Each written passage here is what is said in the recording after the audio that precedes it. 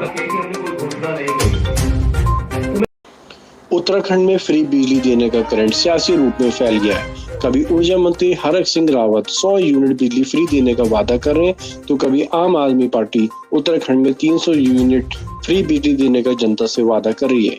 Free बिजली देने की इन वादों पर कांग्रेस प्रवक्ता दीपक बलूटिया आज हल्द्वानी में मीडिया से प्रेस कॉन्फ्रेंस की। उन्होंने कहा कि जब बीजेपी 100 यूनिट बिजली फ्री देने का वादा उत्तराखंड की जनता से कर रही है, तो 2022 के चुनाव का इंतजार क्यों है? अभी से ही जनता को फ्री बिजली बीजेपी सरकार क्यों नहीं दे रही है? कांग्रेस प्रवक्ता ने आरोप लगाए कि बीजेपी सरकार रोजगार प्लान जैसे मुद्दों पर बात क्यों नहीं कर रही है, लिहाजा सरकार बिजली फ्री देने का वादा कर जनता को गुमराह करने का काम कर रही है। देखिए, चुनावी वर्ष है, लोगों ने महंगाई बढ़ाई, बेरोजगारी बढ़ाई और किस तरह से स्वास्थ्य व्यवस्थाओं के बुरे हाल की वजह से लोगों की जान गई, ऑक्सीजन की कमी से, बेड नहीं होने की वजह से। ऐसे में भी जो बिजली की दर बढ़ाते चले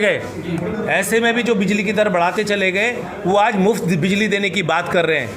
तो जनता ने जागरूक होना चाहिए और समझना चाहिए कि जो कोरोना काल में बिजली की दर बढ़ा रहे थे, आज मुफ्त बिजली की बात करने लगे, क्योंकि सामने चुनाव देख के उनको समझ में आ गया कि जनता जो है, हमारे जो कारनामे रहे, हमने महंगाई बढ़ाई, बेरोजगारी बढ़ाई और भ्रष्टाचार के भी इन पर जो इस तरह के सवाल उठे।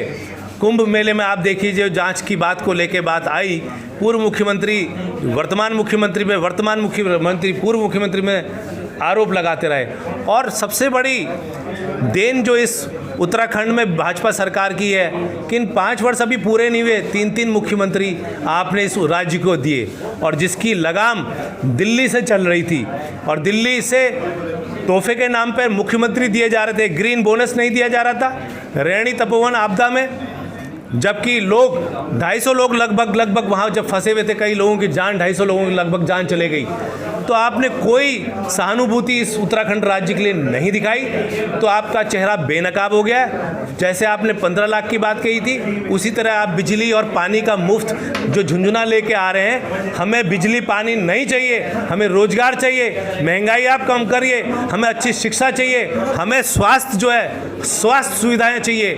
आप जो है पानी बिजली का प्रलोभन हमें देके आप जो है गुमराह नहीं कर सकते। कोई स्टडी कर रखी है? देखिए, उत्तराखंड राज्य बहुत अमीर राज्य है,